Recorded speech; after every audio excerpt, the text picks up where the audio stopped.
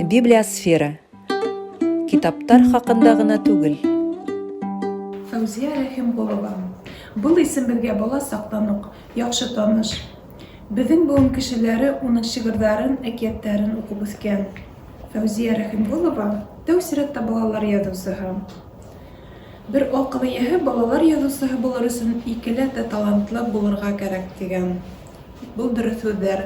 Балаларға шиғыр, әкиәттәр яҙыр өсөн уларҙың психологияһын, рухи донъяһын, уй кисерештәрен яҡшы белергә кәрәк. Был ғына етмәй, яҙыусының үҙенең дә эскерһеҙ, бала күңелле булыуы шарт. Шунһыҙ бала йөрәгенә ятырҙай, тиҙ отоп алырҙай әҫәрҙәр ижад итеп булмай. Бындай талант һәр бер яҙыусыға бирелмәй. Быйыл шағирәнең тыуыуына 100 йыл була. Фәүзиә Абдулла ҡыҙы Рәхимғолова 1921 йылдың 15 декабрендә Ишембай районының Йәнырыҫ ауылында тыуа. Тәүҙә Йәнырыҫ башланғыс мәктәбендә, унан яңы асылған интернатта уҡый. 6 кластан һуң Стәрлетамаҡ ҡалаһындағы пионер-вожатыйҙар курсына ебәрелә.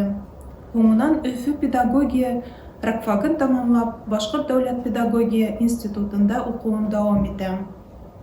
Ситтән тороп уҡыу бүлегенә күсеп, Өфөләге мотордар эшләү заводына эшкә инә.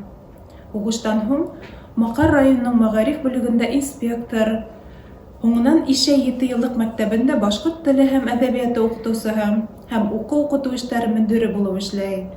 Ситтән тороп пединститутты тамамлай. 1952 йылда уның балалар өсөн яҙылған тәүге «Яҡын дуҫ» тигән китабы донъя күрә. Өфөлә байтаҡ йылдар Пионер журналында бүлек мөдире вазифаһын башҡара. 1965-67 йылдарҙа Мәскәүҙә юғары әҙәби курстарҙа уҡый.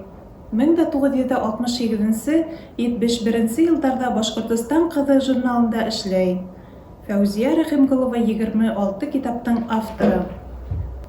Бала сағында күп ауырлыҡтар күреп, етем ҡалып, шуға күрә ошо ҡабатланмаҫ ғүмер миҙгеленең ҡәҙерен белгәнгә, балалар өсөн шундай матур әҫәрҙәр ижад иткәндер Фәүзиә Рәхимғолова. Яҙыусының төрлө йәштәге балалар өсөн яҙылған шиғырҙарында баланың ата-әсәгә мөхәббәте, кесе туғандарына ихтирамлы мөнәсәбәте күрһәтелә. Балаларҙың хеҙмәткә тартылыуын, тырышып уҡыуын ыңғай баһалаған, уңышлы аҙымдарын хуплаған шиғырҙар менән бер рәттән ялҡаулыҡты, төрлө тиҫкәре ҡылыҡтарҙы, көлкө аҫтына алған юмористик шиғырҙарҙы ла байтаҡ.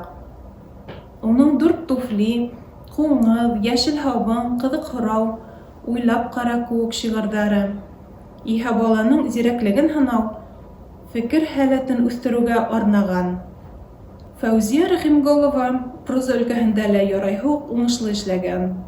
Уның «Ҡыҙыл яулыҡ», «Илгиҙәр», «Серле орлоҡтар» тигән китаптарына ингән хикәйә повестарында геройҙары балалар.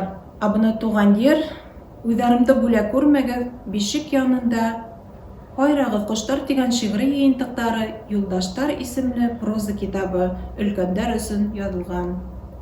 Уның һәр әҫәре тормош материалы менән һуғарылған. Әҫәрҙең сюжеты, композицияһы төҙөк, ҡайһы бер деталь, хәл-ваҡиғалар уйлап та сығарылыуы ихтимал. Ә әҫәрҙең төп материалын уйлап сығарып булмай. Фәүзиә Рәхимғолова ижады ана шул реаль тормоштан булыуы менән көслө. Яҙыусының ололар өсөн яҙылған әҫәрҙәренең дә төп сифаты эскерһеҙлек. Уның бар әҫәрҙәрендә иң әүәл шул сифат ярылып ята. Уның эскерһеҙ ижады күптәрҙең күңел түрен яулар, рухи ныҡлыҡ бирер. Фәүзиә Рәхимғолова ижады менән танышҡас, уның ижадына битараф булып ҡалып булмай. Шиғри хис-тойғолар менән беҙҙең уй-тойғоларыбыҙ бергә ҡушыла. Бишектәге һымаҡ талғын тирбәле барлыҡҡа килә. Шулай итеп, Фәүзиә Рәхимғолова ижадында әле бер генә быуын тәрбиәләнмәҫ. Уның эскерһеҙ ижады күптәрҙең күңел түрен яулар, рухи ныҡлыҡ бирер.